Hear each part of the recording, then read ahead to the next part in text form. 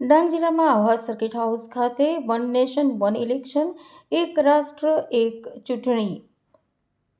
પ્રબુદ્ધ નાગરિક સંમેલનનું આયોજન કરવામાં આવ્યું. માનનીય ડોક્ટર પ્રકાશચંદ્ર પટેલ, સંયોજક પ્રશિક્ષણ વિભાગ, ગુજરાત પ્રદેશ ભાજપા, વિજયભાઈ પટેલના આયોજન હેઠળ નાયબ મુખ્ય ઉપદંડક, ગુજરાત વિધાનસભાના ધારાસભ્ય શ્રી 173 ડાંગ વિધાનસભાની ઉપસ્થિતિમાં કરવામાં આવ્યું, જેમાં અતિથિ વિશેષ શ્રી કિશોરભાઈ ગાવિત, પ્રમુખ શ્રી ભાજપા, જિલ્લા પંચાયતના પ્રમુખ શ્રી નિર્મળાબેન ગાયન, આદિજાતિ મોરચાના પ્રદેશ મંત્રી સુભાષભાઈ ગાયન, ડાંગ મહામંત્રી શ્રી રાજેશભાઈ ગામિત, દિનેશભાઈ ભોયર, પૂજનીય સંત PP Swami, Yashoda Didi, IT સેલના કન્વીનર ગિરીશભાઈ મોદી, આવા સુબે વઘઈના તાલુકા પંચાયતના પ્રમુખશ્રીઓ ઉપસ્થિત રહી પ્રબુદ્ધજનો અને આગેવાનોએ માહિતગાર કર્યા. આ સંમેલનમાં વિવિધ સમાજના સન્માનીય અગ્રણીઓ, શ્રેષ્ઠીઓ, પૂજનીય સાધુ સંતો, સન્માનીય શિક્ષણ જગતના અગ્રણીઓ, સન્માનીય વેપારી મિત્રો, સન્માનીય ડોક્ટર મિત્રો, પત્રકાર મિત્રો, સહકારી ક્ષેત્રના આગેવાનો, વિવિધ મોરચાના દેવતુલ્ય કાર્યકર્તાઓ ઉપસ્થિત રહ્યા હતા અને લોકશાહી પ્રણાલી તરફ દોરી જવાના આ અભિયાનમાં સહયોગ આપવા પ્રતિબદ્ધતા દાખવી હતી. નમસ્કાર, મારું નામ ડોક્ટર પ્રકાશચંદ્ર અને આજે ડાંગ વિધાનસભાનું પ્રબુદ્ધ નાગરિક સંમેલનનું આયોજન થયું. એમાં પ્રદેશ તરફથી મને વક્તા તરીકે આવવાનો એક સૌભાગ્ય મળ્યું. આ સંમેલન માનનીય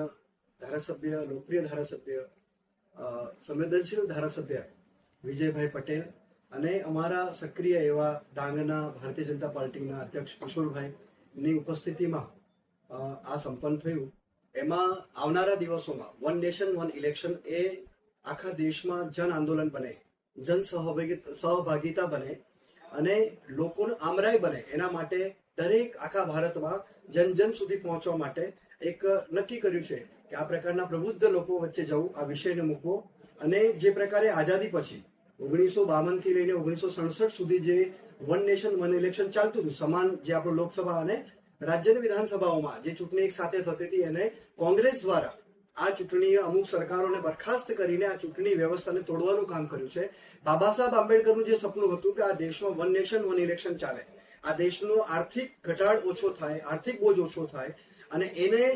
આ બાબા સાહેબને સંવિધાનને અપમાનિત કરવાનું કોઈ કામ કર્યું હોય તો કોંગ્રેસે કર્યું હતું. અને એના પછી આપણે બધાને ખબર છે કે આચારસંહિતા લગાવીને આ સરકારોને તહેસ નહેસ કરી નાખી, દેશના નેતાઓને બંધ કરી નાખ્યા અને આ ચૂંટણી વ્યવસ્થાને પૂરી કરી નાખી. તો આ દેશમાં પાછું જે પ્રકારે બાબા સાહેબ અને સરદાર વલ્લભભાઈ પટેલ અને જે મહાપુરુષોનું સપનું હતું એ પ્રકારે પાછું નરેન્દ્ર મોદીજીનો આહવાન છે. અમારા મેનિફેસ્ટોમાં એવું લખેલું છે 2014ના કે અમે આવીશું તો વન નેશન વન ઇલેક્શન લાવીશું. નરેન્દ્રભાઈએ 2014માં પણ કહ્યું, 2019માં પણ કહ્યું, પણ 20માં કોરોનાના કારણે થોડું એનું ધીમી ગતિએ ચાલ્યું, પરંતુ કમિટી એનું કામ કરતી રહી માન્ય રામનાથ કોવિંદજીના અધ્યક્ષતામાં. ત્યારબાદ આપણે બધાએ જોયું કે અત્યારે 24માં પાછું એક જન આંદોલન માટે નરેન્દ્રભાઈ આહવાન કર્યું છે કે આવનારા દિવસોમાં ફરીથી વન નેશન વન ઇલેક્શન, એક રાષ્ટ્ર એક ચુનાવ થાય તો આ દેશને બહુ બધા ફાયદા થશે, નાગરિકોને બહુ બધા ફાયદા થશે,